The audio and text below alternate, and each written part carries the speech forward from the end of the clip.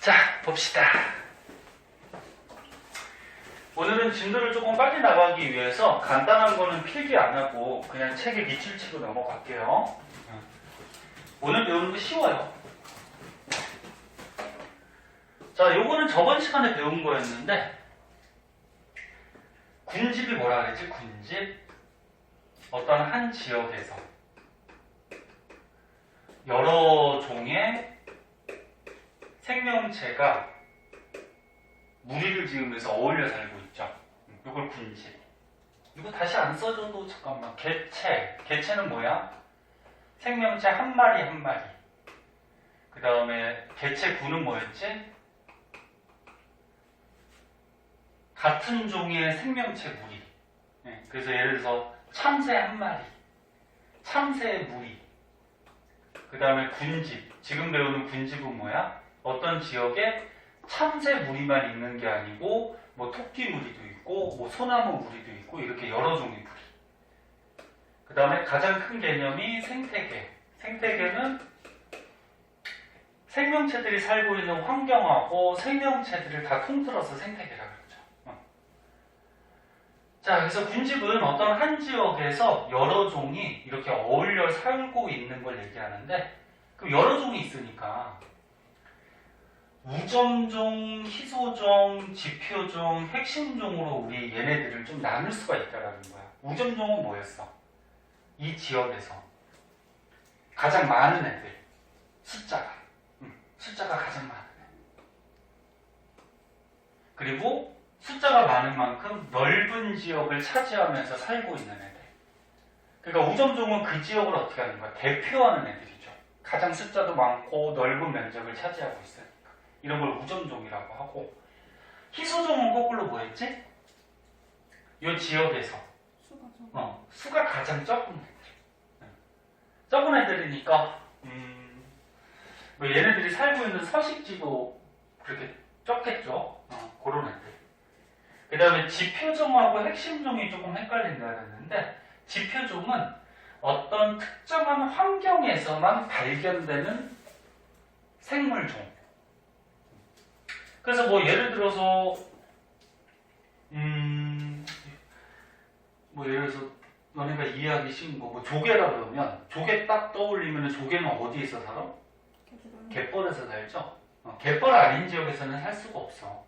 그래서 특정한 지역에서만, 특정한 환경 조건에서만 사는 생물종을 지표종. 그 다음에 핵심종은 뭐였어? 그 군집에서 결정적인 영향을 미치는 종. 그게 뭐냐면 가장 많은 애가 아니야. 가장 많은 애가 아니고 이 지역에서 이 생물이 만약에 없어져 버리면 다른 생물들한테 영향을 준다는 거야. 그래서 이 생물이 없어지면 다른 생물종이 뭐 죽거나 또는 어떤 생물종이 또 더 많아지거나, 그래서 그 지역의 생태계를 좀 망가뜨릴 수 있는 애, 그런 애들을 핵심종이라고 해요. 그래서 요거 얘들은 저번 시간에 간단히 설명했으니까 저기 안 나오거나 그런 사람들 영상 다시 한번 보고. 자, 이런 건데, 오늘은 뭘 배울 거냐면 군집의 구조조사라 그래서 어떤 지역에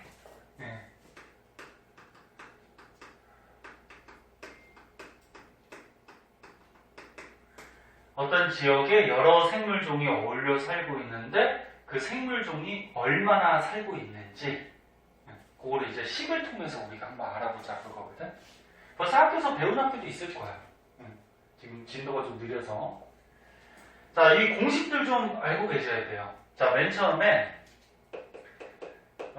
밀도를 구할 때, 너네 일상생활에서도 뭐 인구 밀도 이런 거 많이 사용하죠. 인구 밀도라 그러면 어떤 지역에 사람이 얼마나 많은지 그걸 얘기하지. 그래서 이런 군집의 밀도라 그러면 어떤 지역 면적 중에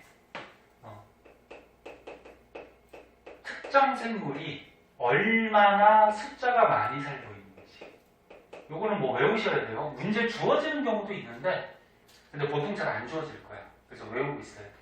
그래서 어떤 지역의 면적 중에 그 그 특정 종, 우리가 조사하고자 하는 생물종이 몇 마리나 있는지.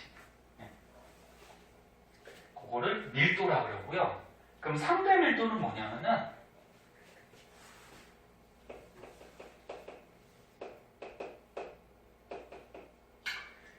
뭐 A종의 밀도를 구했어. 그 다음에 B종의 밀도를 구했어.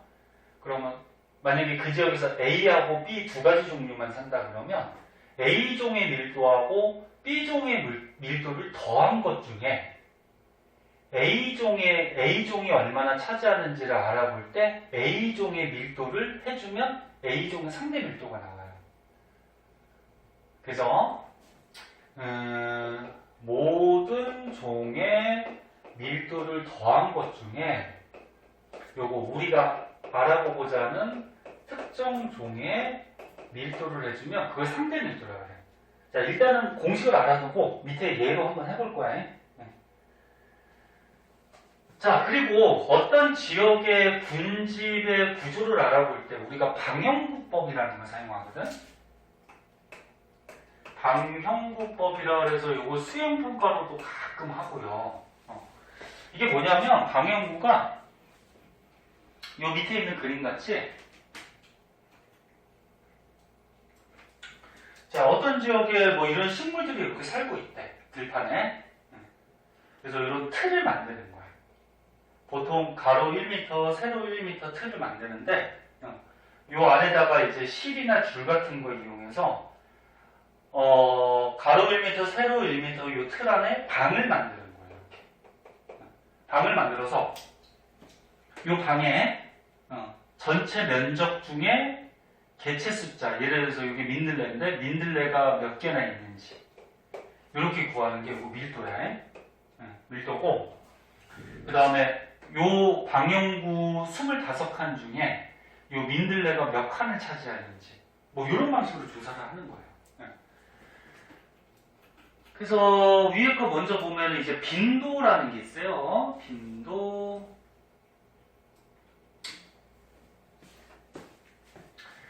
자, 빈도는 어떻게 구하냐면은 방형구 아까 전에 우리가 밑에서 예를 들었던 방형구가 조그만 그 공간, 방이 몇 개였어? 25개였지, 그치? 네? 가로 1m, 세로 1m 했는데 가로 5칸, 세로 5칸 쪽이 갖고 25개였거든? 네.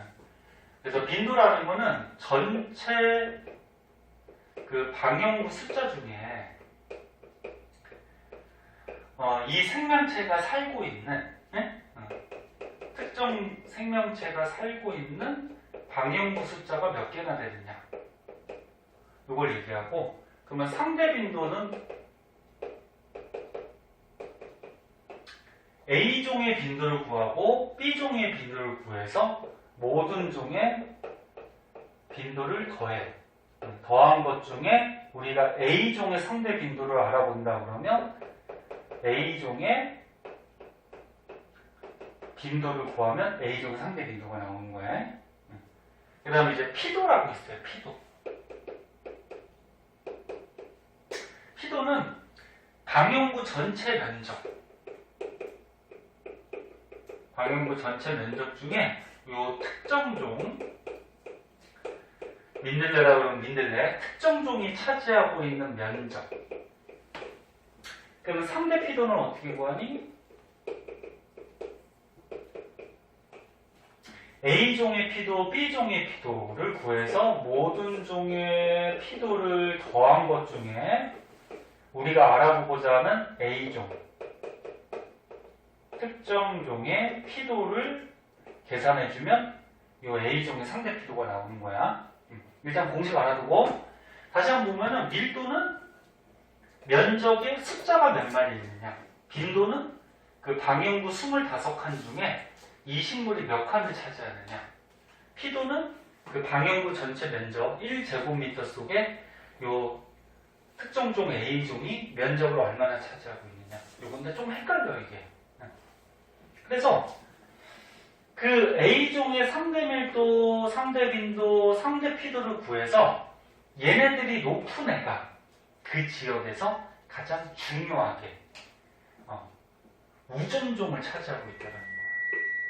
우점종이 아까 우점종이 뭐라 그랬지? 수가 가장 많고 가장 넓은 면적을 차지하는 애. 그래서 우점종은 상대 밀도, 그 다음에 상대 빈도, 상대 피도를 다 더했을 때 이 값이 가장 큰 값을 갖는 생명체. 그 생명체가 그 지역에서 가장 많은 개체수나 지역을 차지하고 있겠죠. 그래서 이걸 더해서 이거를 중요치라 그래요, 값을. 그러니까 그 지역에서 중요한 위치를 차지하고 있는 생명체다. 자, 일단 식 알아두고 밑에 걸로 예를 하나 들어봅시다. 밑에 뭐 식 나와 있는데,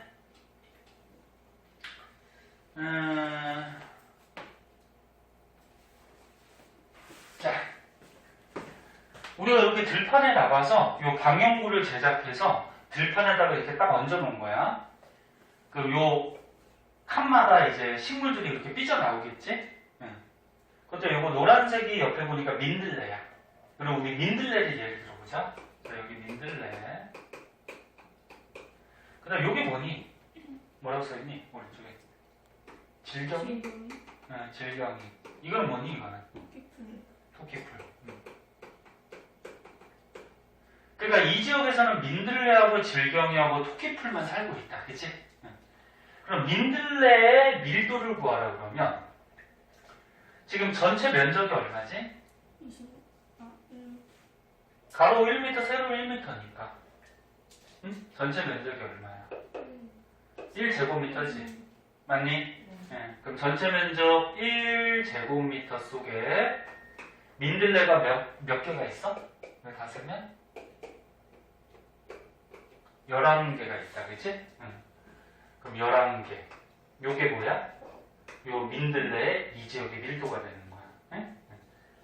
그러면 질경이의 밀도도 구하고, 그 다음에 토끼풀의 밀도도 구해서 3대 밀도를 구할 때는 민들레, 질경이, 토끼풀의 밀도를 다 더한 것 중에 민들레의 밀도를 대입하면 민들레가 그 지역에서 어느 정도 밀도를 차지하고 있는지 그런 중요한 정도가 나온단 말이야. 이렇게 구하는 거고.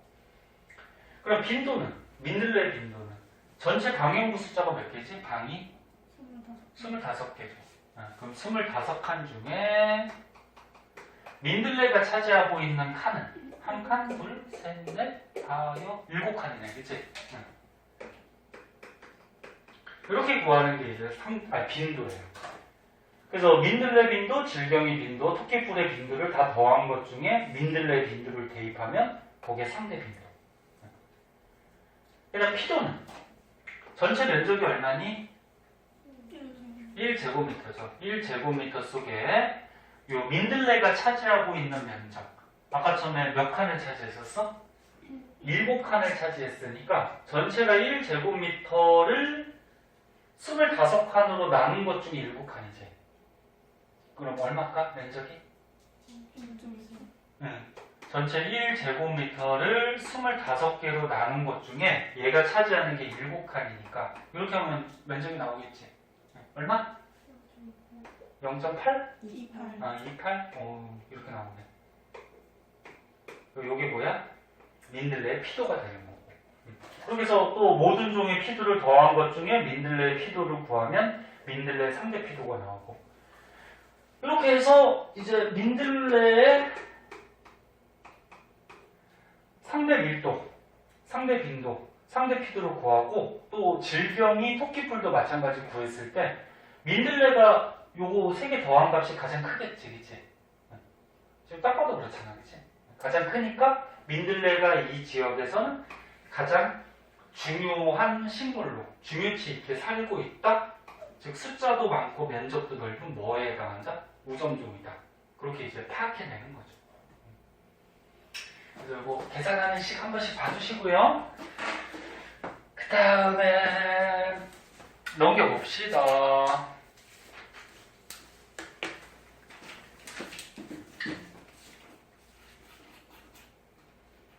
자, 넘겨보시면은 이 뒷장은 그냥 한 번 읽어보면 알 수 있는 내용이거든? 자, 군집의 종류 그래가지고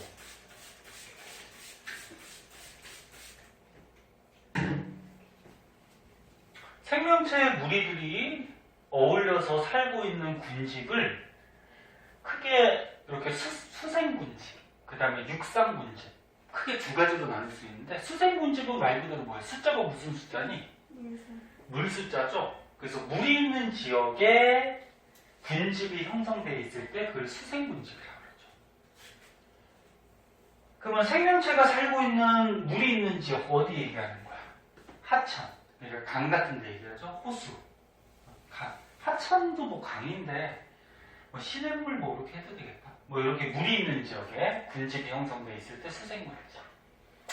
그 다음에 이제 육지 지역, 물이 없는, 뭐 근처에는 물이 있겠지만 그 물 옆에 지역, 흙이 있는 부분에서 군집이 형성됐을 때 육상군집이라고 하는데, 그 중에서 큰 나무들이 존재하는 산림지역.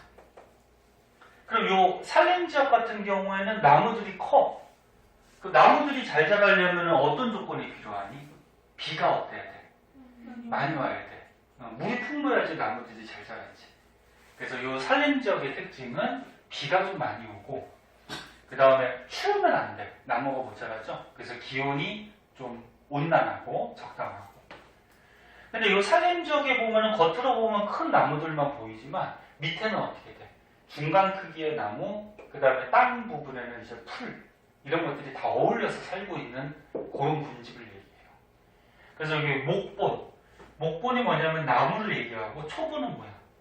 풀을 얘기하죠. 이런 게 어울려 살고 있는 군집, 이게 산림지역이다.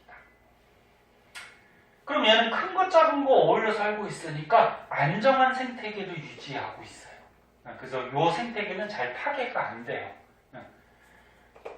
한번 읽어보면 알 수 있고, 그 다음에 초원. 초원은 말 그대로 뭐야? 풀 자라는데. 아프리카 같은데 뭐 얼룩말 뛰어다니고 그런 들판 지역 있죠? 그러니까 여기는 큰 나무들은 없어요. 큰 나무들이 없다라는 거는 이 산림 지역보다는 비가 적게 온다는 거야. 그러니까 비 오는 양이 적으니까 큰 나무들이 살 수 있는 만큼의 물은 없다라는 거죠. 그래서 비 오는 양은 이 산림 지역보다 좀 적고, 그리고 풀을 중심으로. 그 다음에 사막. 사막에도 너네 그 식물들이나 생물들이 살고 있어요. 근데 물이 부족하다 보니까 어때? 생명체들이 많진 않죠. 그래서 뭐 선인장 뭐 이런 것들밖에 없죠. 그래서 강수량이 매우 적은 건조한 지역, 여기에서 생물 군집이 형성됐을 때 이거를 사막이라고 하죠. 한번 읽어보시면 되고요. 그 다음에 아까 처음에 위에서 봤듯이 산림이라는 군집이 여러 가지 생명체들이 같이 어울려 살고 가장 안정적인 형태라고 그랬어. 그래서 산림지역을 보면은 여기는 같이 키가 큰 나무들, 그 다음 뭐 중간 나무들, 조그만 나무들, 그 다음에 풀, 그 다음에 흙 아래쪽에 뭐 거름 같은 것도 존재하고, 이렇게 안정한 생태계를 갖추고 있는데, 이 그래프 같은 거 분석할 줄 아셔야 되죠? 그래프는 뭐부터 보라 그랬어? 네, X축, Y축 항상 잘 보세요. X축이 빛의 세기고 Y축이 뭐야? 높이. 그러니까 여기서 이 산림 지역에서 높이 올라가면 올라갈수록 빛의 세기가 강해지겠죠. 이 낮은 곳은 어떻게 돼? 위에 있는 나무들 때문에 그늘지니까 빛이 약해지겠지. 그래서 높이 올라가면은 빛의 세기가 점점 세진다. 그걸 이렇게 그래프로 표시한 거고, 그러면 높은 지역에 이렇게 큰 나무들은 빛을 많이 받으니까 그 강한 빛으로 광합성을 왕성하게 할 거고, 그럼 낮은 곳의 나무들은 얘 때문에 그늘이 져서 약한 빛을 받으니까 광합성을 좀 적게 하면서 그렇게 살아가는 식물들이다. 그리고 여기에 요 높이에 따라서 뭐 교목층, 아교목층, 뭐 관목층, 초본층 뭐 이렇게 나눠놨는데, 요건 한번 그냥 봐두세요. 교목층이 요 가장 큰 나무, 큰 나무들의 층은 교목층, 뭐 중간 나무는 아교목층. 아자가 들어가면은 좀 작다 그런 얘기야. 교목층보다 좀 작다. 그 다음에 낮은 나무는 관목층. 그 다음에 가장 밑에 이제 풀이 있으면 초본층. 그래서 요걸 합해서 초본층까지 합해서 얘네들은 햇빛 받아서 뭐 하는 애들이야? 광합성 하는 애들이죠. 그래서 이 나무들하고 풀까지 합해서 광합성할 수 있는 층. 이런 곳에 누가 살아? 새들도 살고 곤충도 살죠. 네. 그런 층이라는 거고. 그 다음에 여기 선택층이라고 있는데 밑에 땅 부분이야. 땅 부분에는 이제 그늘이 많이 지니까 이끼, 그 다음에 균류, 버섯곰팡이 뭐 이런 것들이 보통 존재를 하고, 그 다음에 여기 뭐 곤충들, 새가 뭐 땅에 뭐 걸어다닐 수도 있지만 보통 나무 같은 데 있죠. 그래서 보통 곤충들 위치하고, 그 다음에 지중층은 땅 아랫부분인데 요 지표면에 가까운 부분이야. 겉에 부분. 이런 데는 거름들이 많이 있어요. 낙엽이 떨어지고 그러면 그게 거름이 되거든. 이런 거름층을 부식토라고 그러거든. 그래서 부식질 물질이 많고, 이 낮은 땅에서는 어떻게 돼? 두더지, 지렁이 같은 것들이 땅 파고 다녀서 통기성이 좀 높은 그런 토양들로 돼 있고, 그리고 여기에도 이제 균류, 또 세균 이런 것들이 서식한다. 사실 여기는 오늘 배울 거는 크게 설명할 게 없어. 그냥 책 읽는 거 한번 읽어보면 돼. 너무 쉬워서. 이런 게 있다. 하다가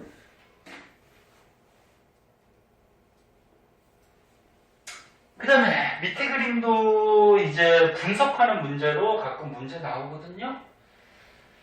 자, 얘도 마찬가지 X축하고 Y축 잘 보세요. X축은 지금 강수량이에요. 요 왼쪽이 강수량이 많은, 오른쪽이 강수량이 적은. Y축은 기온이에요. 또는 위도예요, 위도. 너네 위도는 뭔지 알지? 지구 가로로 나누는 선. 그러니까 저 그림은 가운데 적도가 위도 0도잖아, 저위도. 그 다음에 극지방으로 가면은 위도 90도, 고위도. 그러니까 여기 저위도부터 쭉 올라가서 고위도까지 기온을 나타낸 거고, 기온은 당연히 올라갈수록 떨어지겠죠? 그리고 비의 양에 따라서 어떤 식물들이 살고 있는지를 지금 표시해 놓은 거야.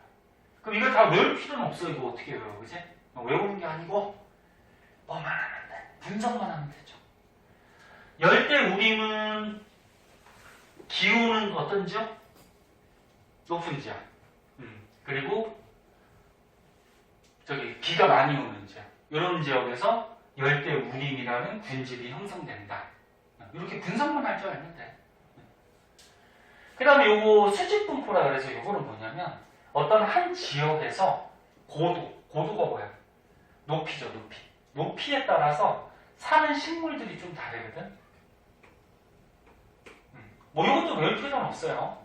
그러니까 예를 들어서 이게 한라산이야.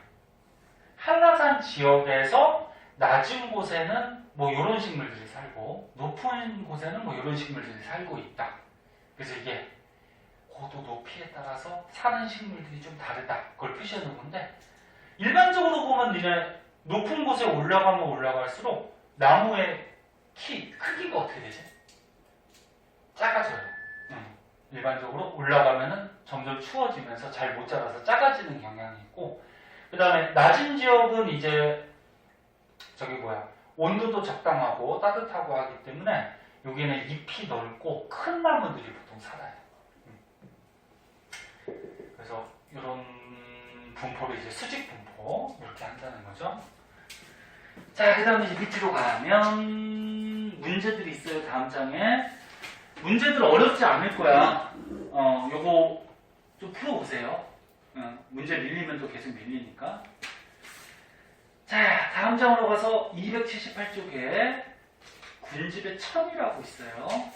자, 조금만 더 하고 잠깐 시작할게. 승이 들리지? 이거 별 재미없어서. 오늘 바람이 많이 불어서 아까 창문 열어놓으니까 바람이 세게 들어오더라고요. 날씨가 비가 와가지고 이제 계속 추워진대요. 그래서 겉옷들 좀 두꺼운 거 입고 다니시고, 더우면 벗으면 되니까 겉옷들 좀 감기 안 걸리게.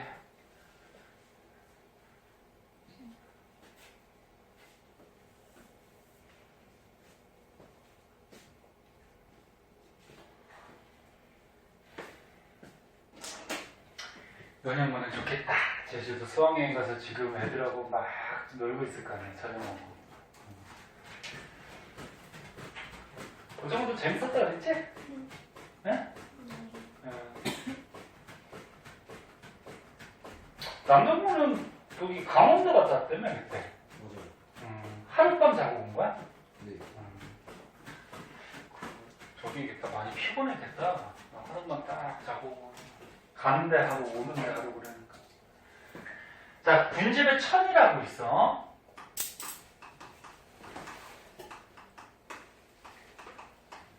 천이는 뭐냐면 쉽게 얘기해서 변해간다는 거야. 그래서 어떤 지역에 생명체들이 점점 변해가는 현상을 천이한다 그렇게 얘기해요. 근데 천이를 크게 두 가지로 나눠요. 1차 천이하고 2차 천이로 나누는데 1차 천이는 아무것도 없는 불모지 또는 황무지 이런 데서 이제 생명체들이 점점 종류를 늘리면서 번성해가는 과정을 1차 천이라고 해.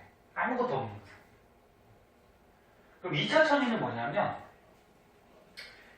이런 지역에서 생명체들이 막 번성을 했어. 그래서 가장 번성했을 때를 이제 극상이라고 그러거든. 극상. 그러니까 최대로 어떤 생태계 군집이 안정적으로 형태를 이룬 안정적인 군집. 뭐 큰 나무도 있고, 뭐 작은 나무도 있고, 풀도 있고, 그 속에 뭐 이제 새나 곤충 여러 가지 생물들이 어울려 사는 안정적인 군집을 극상이라 그래. 그래서 어떤 지역에서 극상까지 천이가 일어났어. 근데 이 지역에 갑자기 산사태가 일어났어. 산사태가 일어나면은 그 산사태 일어난 부분은 다 어떻게 될까? 나무나 풀, 그다음 생명체도 살 수가 없죠. 다 무너져 내리지, 그치? 그런 산사태가 일어난 상태에서 다시 또 생명체가 번성해가는 거죠. 그래서 뭐 산사태, 뭐 홍수, 뭐 산불, 뭐 요런 게 일어나서 요 극상이 무너진 상태야. 극상이 무너진 상태에서 다시 생명체가 번성해 가서 다시 극상을 이루는 요런 천이를 2차 천이라고 해. 그럼 여기서 좀 알아둘 거는 1차 천이하고 2차 천이 중에 누가 극상까지 도달하는 시간이 짧게 걸릴까? 2차 천이. 얘가 안정적인 군집 극상까지 도달하는 시간이 짧아요. 왜 그러냐면은 1차 천이는 아무것도 없어. 뭐 영양물질도 없고 아무것도 없어. 아무것도 없는 상태에서 안정한 군집을 이루려면 한참 걸린단 말이야. 근데 2차 천이는 원래 있던 요 군집 자체가 약간 손상을 입었을 뿐이지 기본적인 미생물이나 영양물질 이런 것들은 남아있단 말이야. 그럼 그 상태에서 다시 번성해 가는 게 당연히 시간이 짧겠죠. 그래서 이거는 알아두시고. 자, 그럼 1차 천이 보자. 자, 1차 천이는 뭐 이런 얘들이 나와 있는데 그 아무것도 없는 불모지야. 여기서 시작돼서 생명체들이 번성해 가는 과정인데 건성천이하고도 습성천이라고 있어. 여기 표에 뭐 이렇게 간단하게 뜻들이 나와 있는데 맨 밑에 그림으로 한번 보자.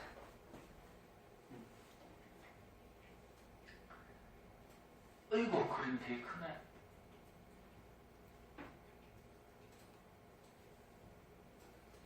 자, 맨 밑에 그림으로 보면은 이 건성천이라고 있는데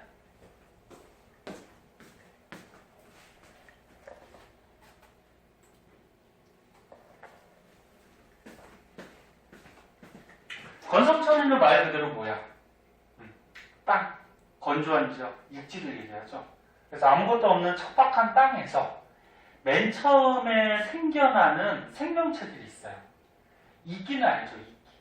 그 다음에 지류라 그래서, 그러니까 얘가 뭐라고 특별하게 이렇게 딱 집어 말할 수는 없는데, 이끼같이, 이렇게 흙 위에서 조그맣게 돋아나는 이런 식물 같은 거 있어요. 그런 거 얘기한다. 그래서 척박한 땅에서 이제 영양물질들이 좀 생기면서 지류, 이끼류들이 먼저 생기고, 그 다음에 이제 풀이 자라요. 그 다음에 이제 작은 나무, 그 다음에 큰 나무. 그럼 이제 작은 나무, 큰 나무가 어울려 살게 되고, 거기에서 이제 여러 가지 생명체들이 같이 어울려 살 수 있는 안정적인 군집, 음수리 또는 극상, 그렇게 얘기하거든. 여기까지 이제 발전해 간다는 거죠. 그럼 습성 천이는 뭐냐면, 이것도 마찬가지 지금 1차 천이에요. 아무것도 없는 빈 영양호 그래갖고 물이 있는 지역인데 빈 영양호, 아무런 뭐 영양물질이나 뭐 이런 것들이 없어요. 그런 상태에서 영양물질들이 자꾸 생기면서 부영양호, 부자가 이게 부자할 때 부자예요. 영양물질이 많아진다는 거야. 많아지면서 뭐 이런 물이 메꿔지고 거기에 이제 토양이 만들어지고 마찬가지로 이끼 같은 것들이 살게 되고 거기에서 이제 토양 위에서 풀이 만들어지고 작은 나무, 큰 나무 또 섞이고 최대 이렇게 진화된다. 이런 과정이 있다는 거죠. 그래서 요거 순서도 굳이 외울 필요는 없을 것 같고요. 문제에 이런 그림 같은 거 주어질 거고 한 가지 좀 더 추가적으로 알아두면 요 위에 조그맣게 적혀 있는 거 있어요. 이거. 여기 초원을 기준으로 해가지고 초원 풀이에요. 요 초원 전에는 요게 중요하다는 거야. 토양의 형성 속도와 수분량이 중요한 역할을 해요. 그러니까 아무것도 없는 척박한 땅, 빈 영양호에서 일단 흙이 생겨야지, 적당한 흙이 생겨야지 거기서 뭐 풀이나 나무들이 자라겠지. 잘 안 보이면 그냥 책으로 보고. 그래서 척박한 땅이나 빈 영양호에서 식물들이 자랄 수 있는 토양이 얼마나 빨리 생기는지, 그게 중요한 역할을 하고, 그 다음에 이제 식물들이 자라기 위해서는 충분한 물이 있어야 되지. 그래서 수분량이 어느 정도 토양에 들어있느냐, 그게 중요한 역할을 한다는 거예요. 초원 전에는. 그 다음에 초원 이후부터 발전 단계에서는 빛의 영향이 가장 크다는 거예요. 왜?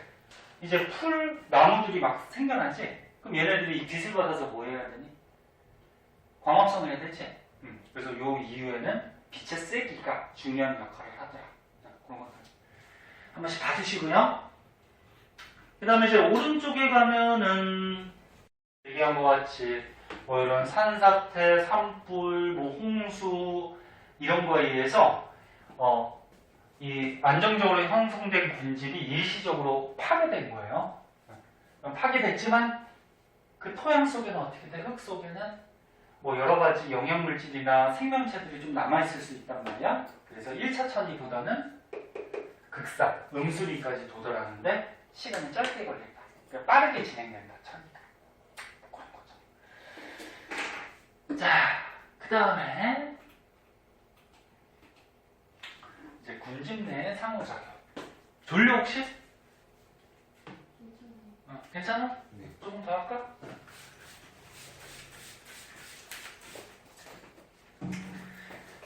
매년 생명을 여기 부분할 때 선생님이 특별하게 해줄 게 없어가지고. 그래서 너네 저번 시간에도 한번 얘기했던 것 같은데 이번 기말고사 생명 부분은 문제가 쉬워요. 그래서 거기서 자기가 한두 문제 실수해버리면 등급이 한 등급 떨어지고 이럴 수가 있어요. 그래서 실수 안 하도록 조심해야 돼. 모든 학생들이 문제가 간단하니까 평균 점수가 높을 거야. 중간고사는 또 유전 부분이라서 너무 어려웠고. 자, 보자. 자, 여기서 배울 거는 이제 군집. 여러 생물들이 어울려 사는데 거기서 상호작용. 그래갖고 생명체들끼리 어떤 작용들을 하고 있나 그건데 종류가 있는데 종간경제. 말에도 전부 다 표현되어 있죠. 생물 종류끼리 간이 사이간자야. 생물 종 사이끼리 경쟁을 하더라. 무슨 경쟁을 할까? 일단 살아가기 위해서 가장 중요한 게 뭐야? 먹이죠, 먹이. 그래서 먹이 경쟁을 하든지, 뭐 서식지 경쟁을 한다든지, 뭐 이런 경쟁들을 해요. 그래서 이 그래프 한번 보자. 애기 집신벌레하고 집신벌레가 있더래. 애기 집신벌레가 집신벌레 새끼가 아니야. 종류가 다른 거야, 이거. 종류가 다른 거야. 근데 애기 집신벌레만 키웠대. 그랬더니 애기 집신벌레 숫자가 막 늘어나다가 나중에 일정하게 유지됐대. 이건 저번 시간에 배웠죠. 너는 생명체들의 시간이 지남에 왜 이러냐 이거.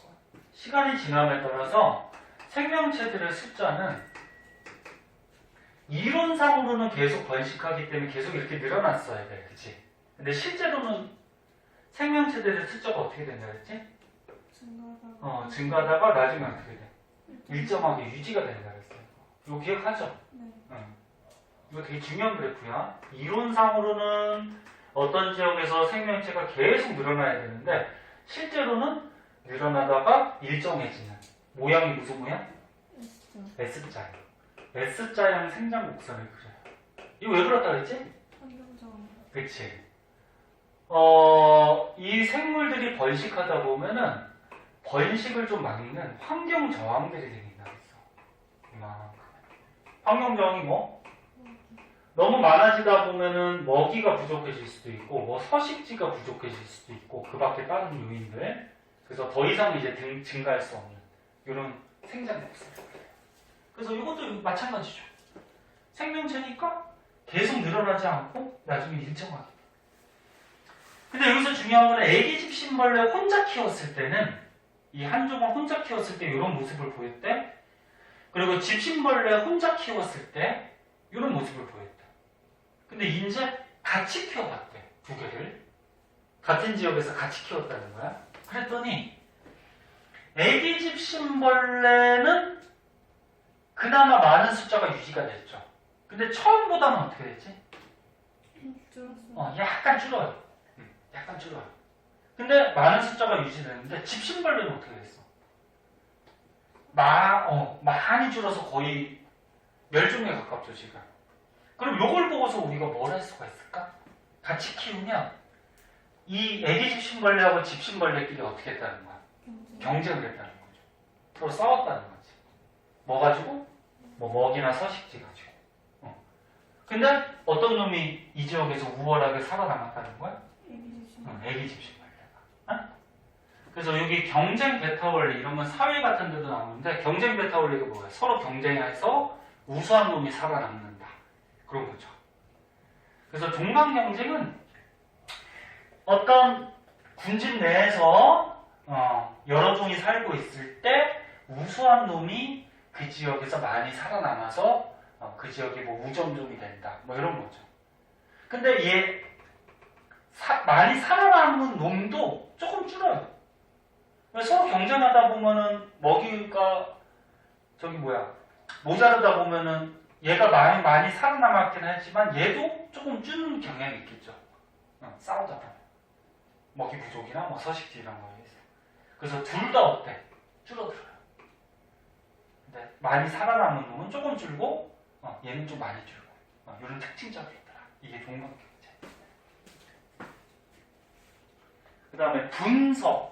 분서는 뭐냐면 나눌 두자 지역을 나눠서 산다는 거야. 우리는 싸우기 싫어. 먹이 갖고 싸우기 싫어. 서식지 갖고 싸우기 싫어. 자연적으로 나눠졌다는 거야. 그래서 여기 솔새를 보면은 어떤 나무에서 자기 서식지를 서로 나눠가지고 지내고 다른 요 개체의 서식지를 잘 침범을 안 해요. 자기 지역에서 산다는 얘기죠. 요거 보면 확실히 이해가 될 텐데 은어하고 피라미가 있어. 은어가 물고기가 좀 크고요. 피라미는 어때? 조그매요, 물고기가. 그럼 얘네들은 만약에 먹이나 서식지 가지고 막 싸우면은 당연히 누가 이길까? 은어가 이겨요. 그래서 피라미는 어때? 어차피 싸워봤자 내가 이길 수가 없어. 그러니까 나는 먹이가 좀 부족하지만 이렇게 환경이 좀 불리하지만 가장자리에 살고 있는 거예요. 그 가장자리에 살고 있으면 은하하고 부딪힐 일은 없죠. 그래서 이렇게 지역을 나눠서 이렇게 살고 있는 형태 이런 걸로 분서한다. 분서.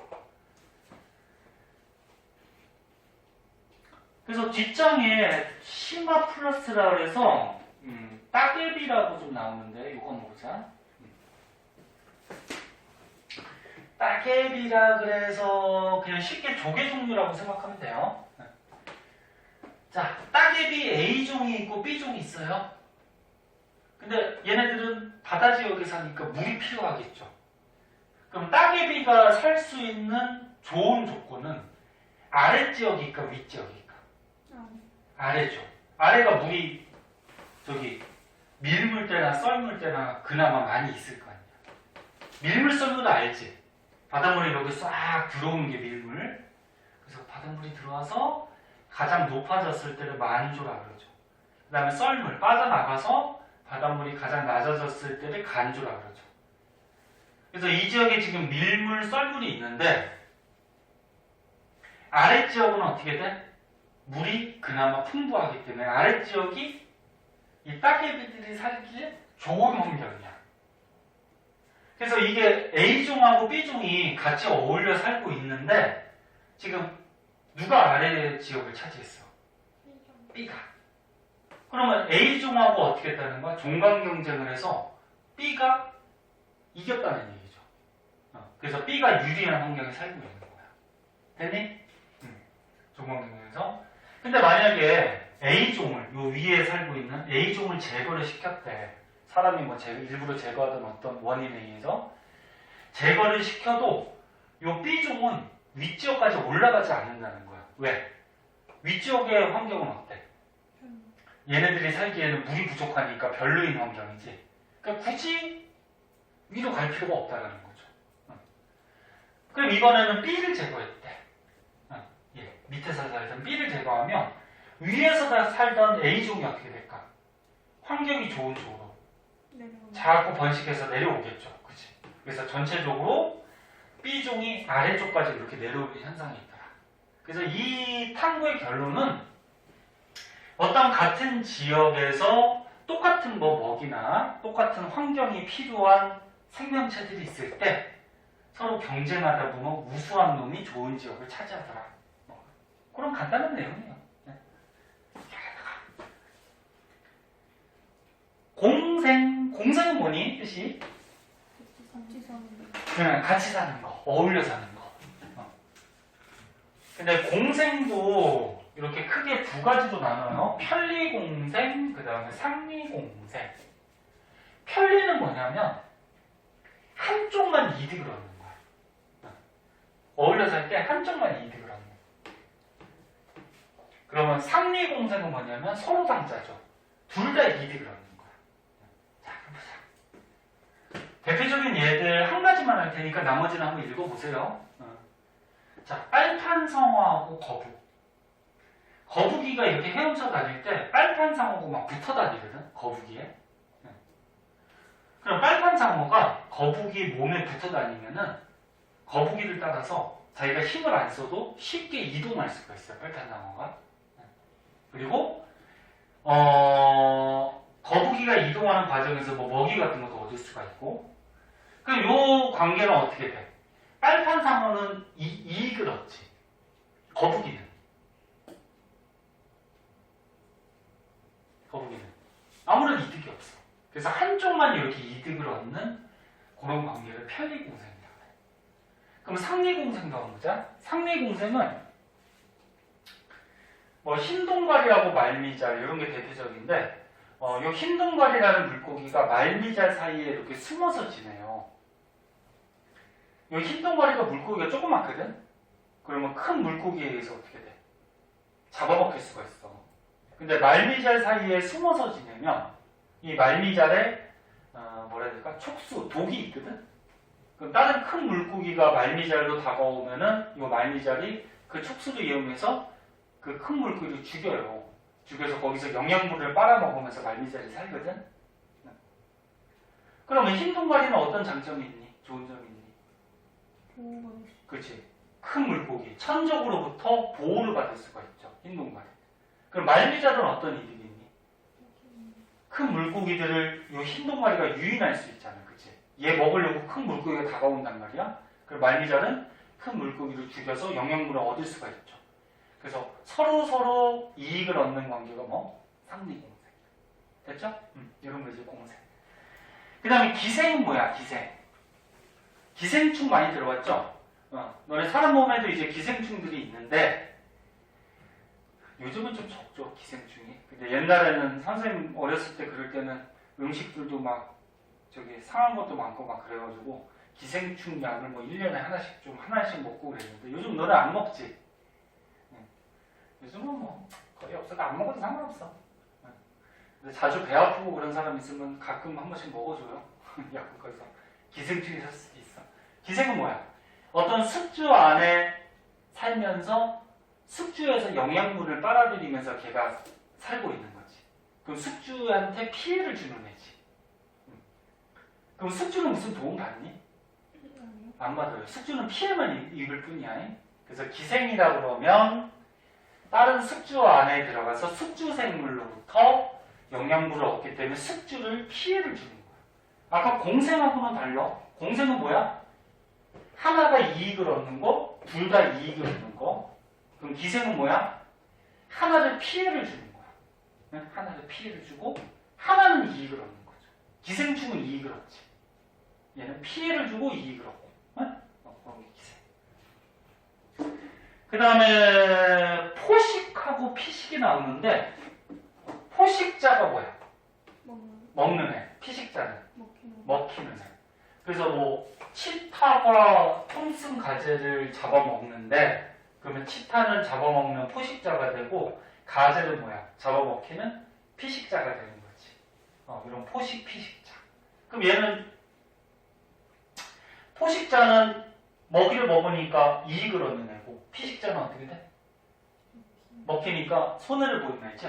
이렇게 먹고 먹히는 관계를 포식-피식이라고 그러죠. 그래서 여기 밑에 요 그림은 당연한 얘기인데 봐봐.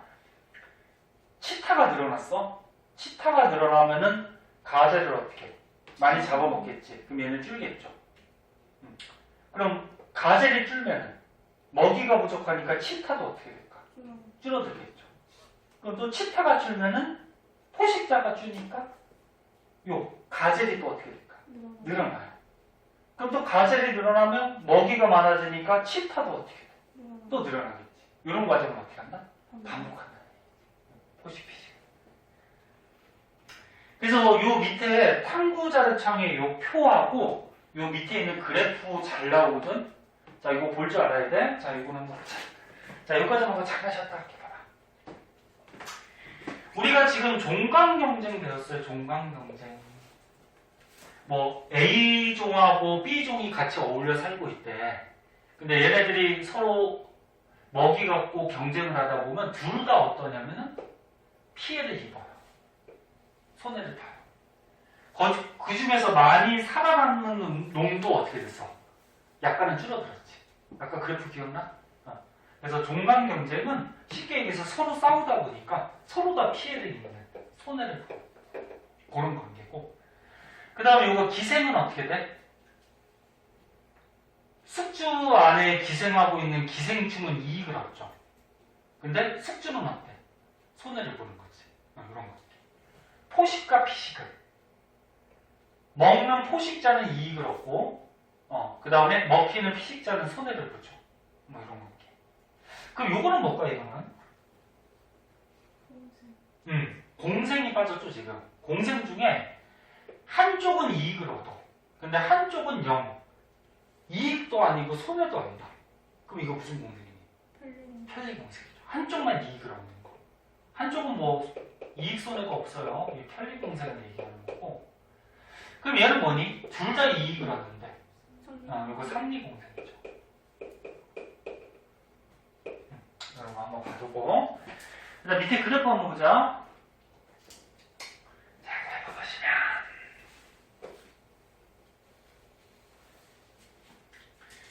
자, A종이나 B종을 단독 배양, 혼자 키웠다는 거야. 야, A종만 키우면 어떻게 돼? A종이 여기 S자 모양으로 번식해 가겠지? 개체 숫자. B종만 키우면 B종도 마찬가지죠. 근데 이제 섞어서 키워보자. 그럼 우리가 배운 종강경쟁은 같이 키웠을 때 둘 다 어때? 손해를 보는 거야. A종도 손해를 보고 B종도 손해를 보고 그 중에서 종강경쟁에서 A가 지금 많이 살아남는 거지. 둘 다 손해보고. 편리공생. 한종만 이득을 얻지. 그럼 이득 받는 A종은 개체 숫자가 늘어나겠죠. 이득을 받으니까 아무래도 번식도 많이 하고 이득을 받으니까 개체 숫자가 늘어나는데 B종은 어떻게 될까? 아무런 이익이나 손해가 없잖아. 그럼 걔는 그냥 유지가 되는 거죠. 그럼 상리공생은 어떻게 돼? 서로 이득을 받으니까 A종도 늘어날 거고 B종도 어떻게 돼? 늘어나고. 가연아, 졸리지 너. 그 다음에 포식과 피식은 어떻게 돼? 포식자가 늘어나면 피식자, 다시 요거부터 하자. A가 저기로 하자. 피식자, 가젤이라고 그러자. 그럼 가젤이 늘어나면 포식자, 치타가 어떻게 돼? 늘어나지.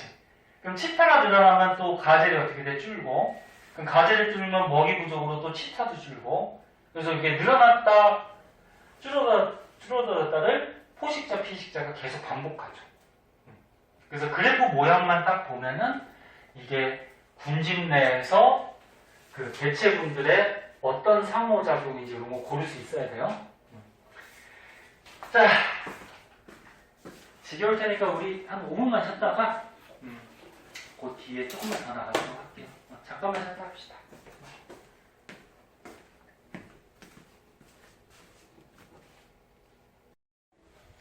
보자. 조금만 더 보세요. 자, 290페이지. 여기에는 이제 에너지 흐름이라고 나와 있는데,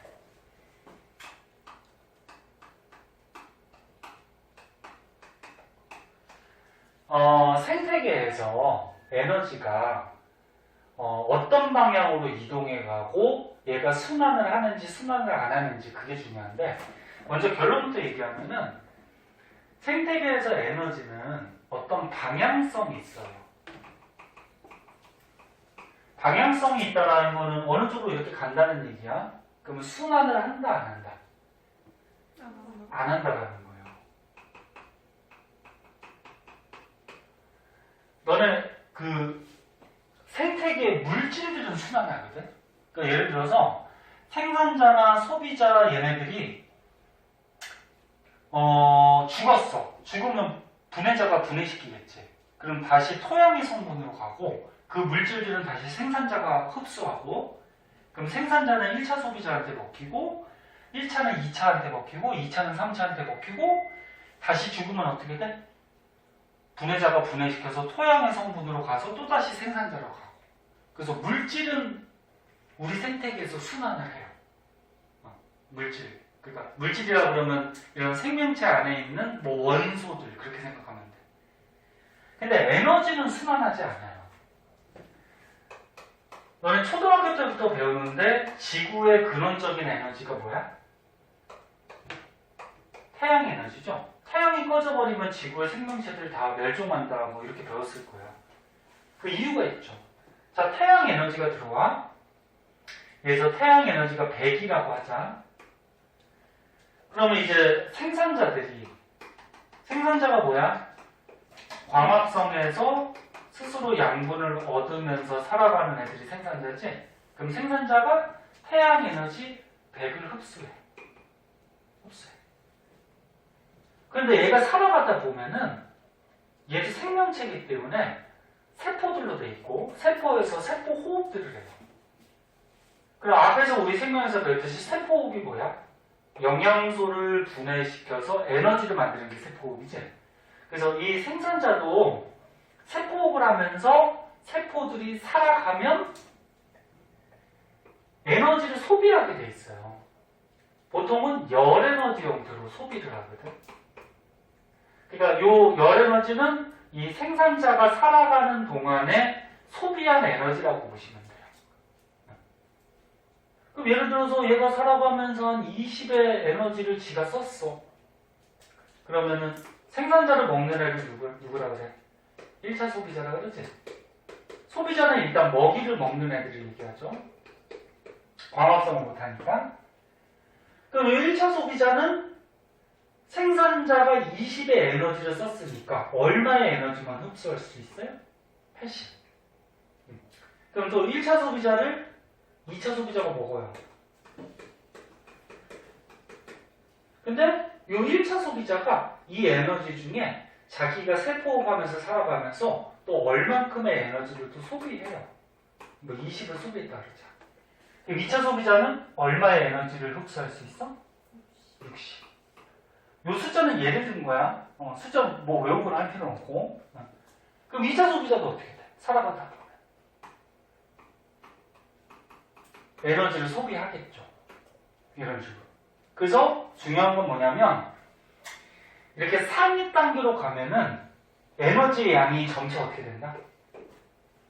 줄어들어요.